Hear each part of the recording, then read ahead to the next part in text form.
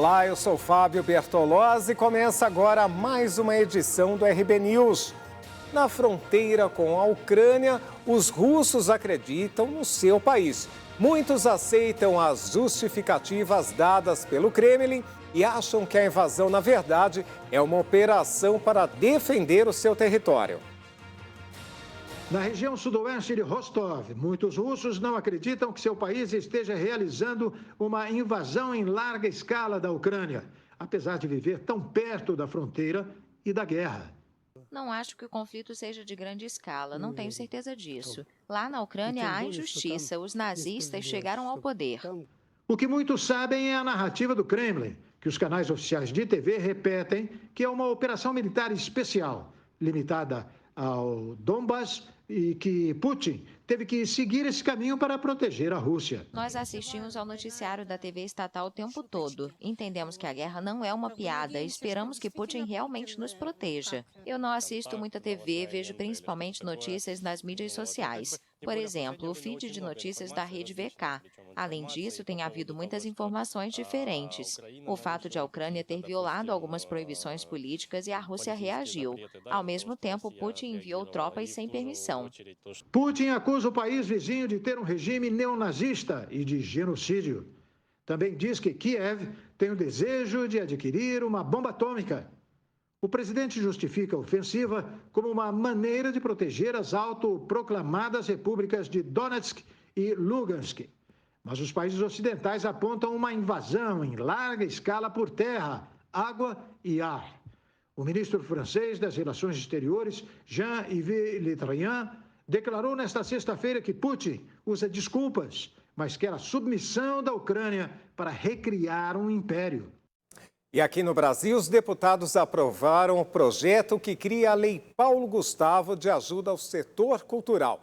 O projeto agora segue para o Senado. A Câmara dos Deputados aprovou o projeto do Senado conhecido como Lei Paulo Gustavo, que direciona 3,86 bilhões de reais, superávit financeiro do Fundo Nacional de Cultura, a estados e municípios, para fomento de atividades e produtos culturais em razão dos efeitos econômicos e sociais da pandemia de Covid-19.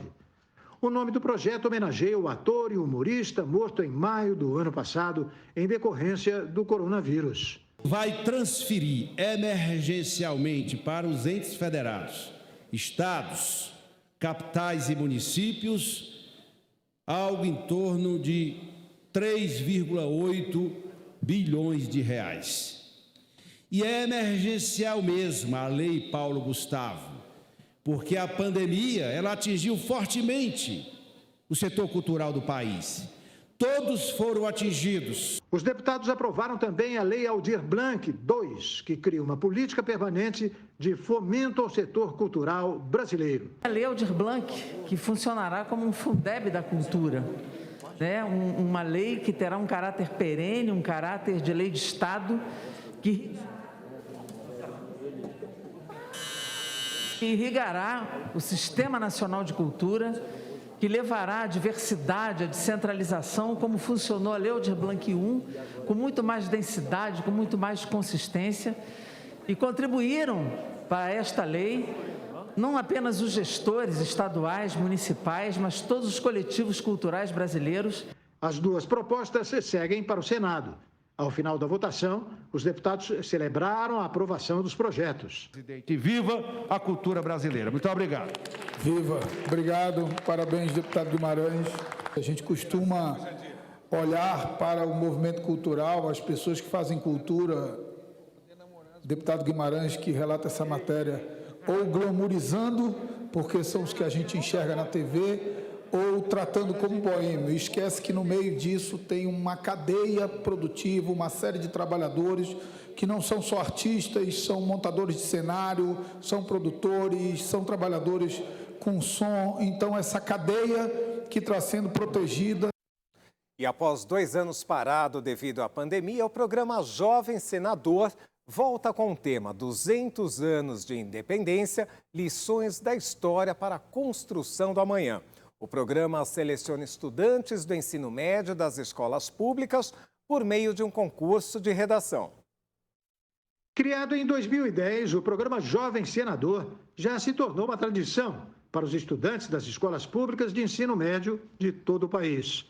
O programa seleciona estudantes por meio de um concurso de redação para vivenciarem por uma semana a rotina parlamentar, atuando como jovem senador. Os estudantes fazem contato com os senadores e as senadoras, olho no olho, tiram dúvidas, sugestionam projetos de lei, apresentam propostas que, se aprovada lá na Comissão de Direitos Humanos e Legislação Legislativa, vai tramitar na casa. Isso aproxima os estudantes da política do Senado, do próprio Congresso Nacional. Figura fundamental nesse processo, o professor é quem norteia e auxilia o aluno durante todo o concurso. E, ao contrário do que se pensa, o professor não precisa ser de redação, pode ser de qualquer disciplina. O professor é inspiração, é orientação, porque ele não precisa ser um professor de redação. Ele pode ser qualquer professor da escola que oriente esse aluno.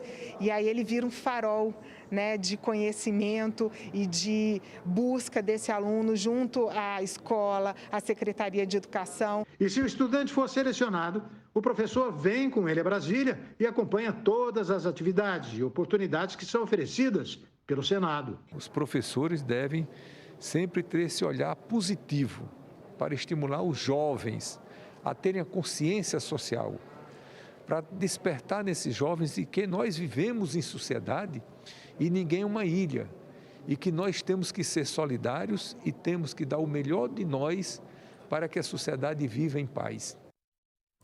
É um projeto bem interessante. A gente lembra que as inscrições vão até 18 de março, lá na página do Senado. RB News faz uma pequena pausa e você vai ver logo após o intervalo. Gambá volta a andar com o auxílio de uma cadeira de rodas. Essa história surpreendente é daqui a pouquinho. Até já.